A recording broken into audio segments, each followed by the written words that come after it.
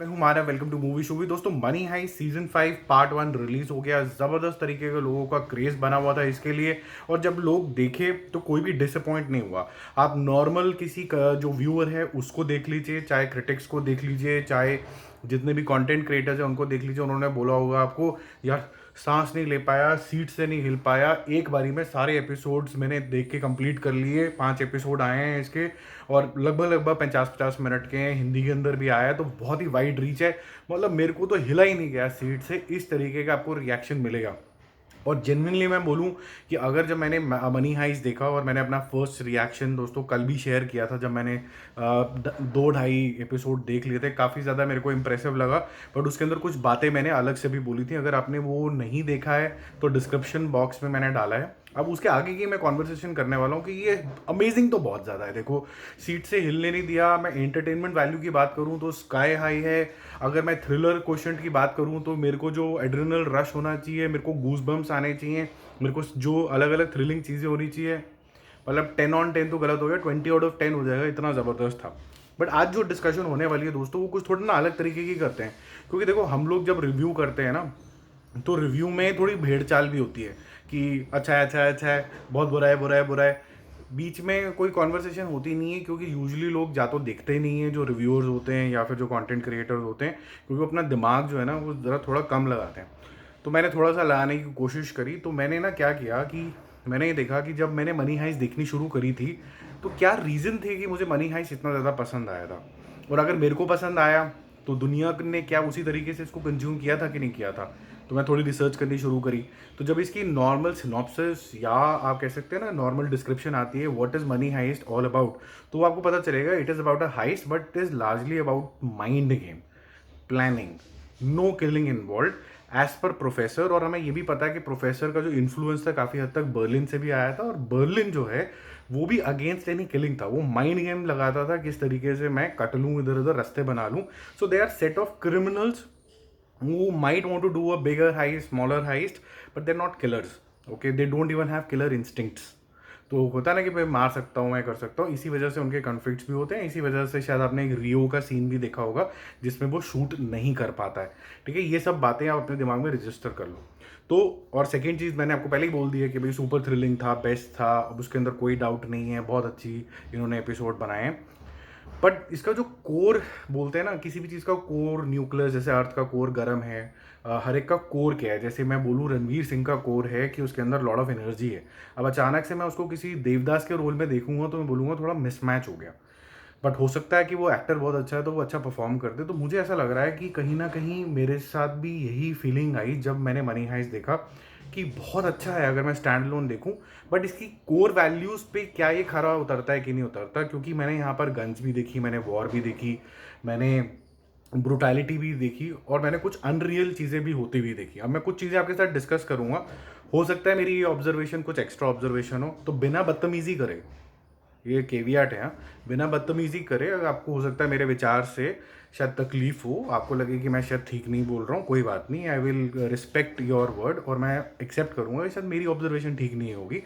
कुछ बातें जो हैं मुझे समझ में नहीं आई। फॉर एग्जाम्पल, कि हम यहाँ पर बोलते हैं कि Alicia is a shrewd officer, even when she was pregnant she was after professor, and very conveniently she was able to find the professor. पहले तो जो स्ट्रैटेजी दिखनी चाहिए थी उसको फाइंड करने के लिए, वो दिखी नहीं, क्योंकि ये स्ट्रैटेजी वाली सीरीज़ थी।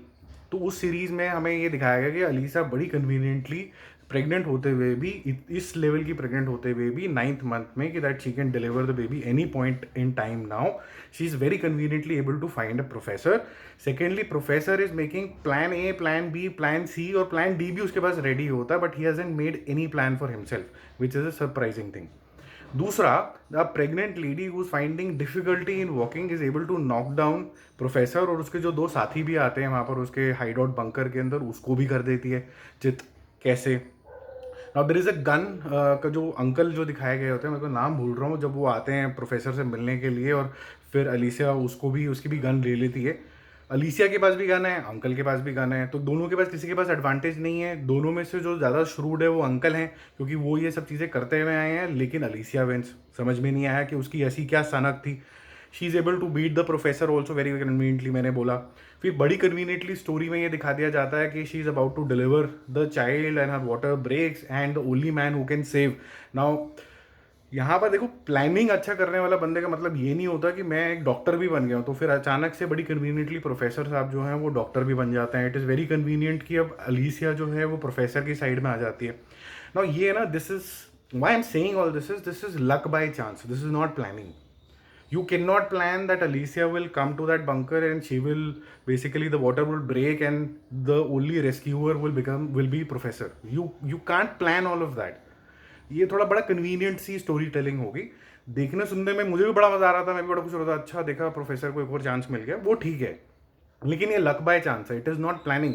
तो ये जो अपना कोर था, जो मैं जैसे आपको बता रहा हूँ मनी हाइस्ट का, which is thorough planning, making plan B for a plan A, plan C for a plan B, ये सब चीज़ें यहाँ पे मेरे को मिसिंग लगी। अब देखो तमायो की भी बात करते थे। जो तमायो था उसने बोला कि यार अब तो मैं ना किसी की नहीं सुनूंगा, मैं जो बेस्ट इन द आर्मी है ना उसको भेजूंगा। तो वो श्रूड से इंसान को लेके आते हैं, again I am not remembering his name, but he says that I will want to go inside only in one condition, कि भैया मेरे को ना अपनी वो अफगानिस्तान वाली टीम चाहिए, वो बड़े श्रूड से लोग आते हैं। और ऐसा ऑरा बनाया जाता है कि जब ये अंदर गए तो इतनी ब्रूटैलिटी होगी, बहुत ज़्यादा कैजुअलिटी होंगी, एंड एज पर तमायो 30% लोग बचेंगे, बाकी सब मर जाएंगे। बहुत अच्छी बात है जी, अब गए सब लोग मर जाएंगे। बट ये सीन को समझ लीजिए कि जब वो अटैक करते हैं, अंदर जाने की कोशिश करते हैं, तो विद इन 10 to 12 मिनट्स ये जो हाइस्ट करने वाले अंदर लोग हैं वो इनको घेर लेते हैं। चाहे वो कोई भी हो अंदर, सब लोगों ने उसको चारों तरफ से घेर लिया, तो इनका हो गया फ्लॉप शो। तो मुझे ये समझ में नहीं आया कि इतने जो ट्रेंड आर्मी प्रोफेशनल हैं, they are ruthless, they are not even thinking to safeguard the hostages, they are defeated so easily. तो ये थोड़ा कन्वीनियंट गेम में हो गया। तो basically what I am trying to say again is that it's a very convenient game rather than a thinking game, कि मैंने बड़ी स्ट्रैटेजी लगा के इनको बीट कर दिया। अब एक बड़ा ही डिस्टर्बिंग सा सीन है जो मुझे बिल्कुल ही समझ में नहीं आया। देखो एक बारी बीच में दिखाते हैं कि अर्थोरो जो थोड़ा सा पागल है, वो कुछ भी फायरिंग करता चला जा रहा है, ठीक है। वो बिल्कुल ही अंधाधुंध फायरिंग करता जा रहा है। पहले तो मैं अगर आपसे पूछूं कि गन कैसे चलाते हैं, कितने लोगों को पता है कि गन का ट्रिगर कहाँ होता है, उसमें फिल कैसे करते हैं गोलियां, कितनी गोलियां फिल हो सकती हैं, कितने राउंड्स जा सकते हैं, कैसे वो खुलता है। He is just a bank manager, how is he able to operate all the kind of arms and ammunition is beyond me. चलो 2 मिनट के लिए ठीक है, क्रिएटिव लिबर्टी उसको दे भी दी। अब वो आग वाली गन पता नहीं क्या क्या चला रहा है, which is impossible for a normal person to even lift and fire. चलो ठीक है, एडवांटेज गिवन, फिक्शन है, उसने मारना शुरू कर दिया।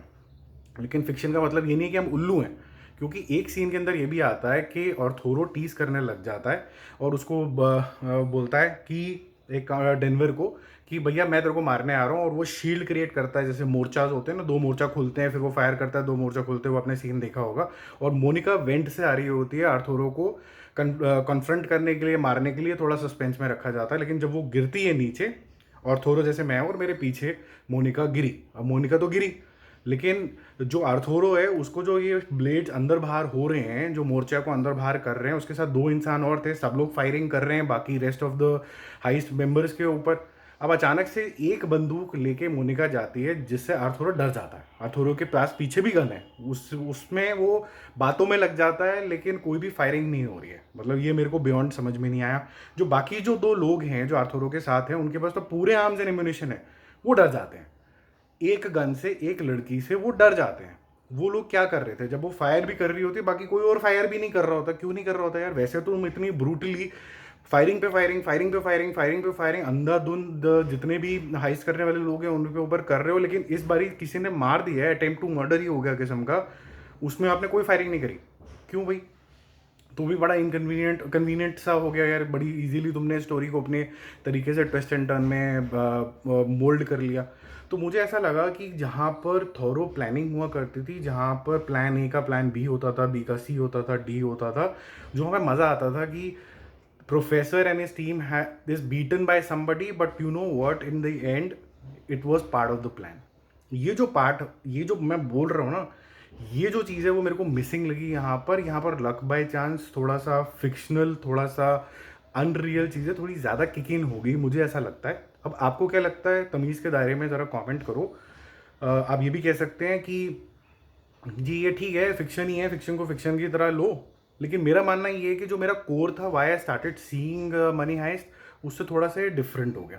तो आप मेरे को ज़रा कमेंट करके बताओ कि आप कैसा फील कर रहे हो, ठीक है? फिर डिस्कशन को आगे लेके जाते हैं। Bye bye.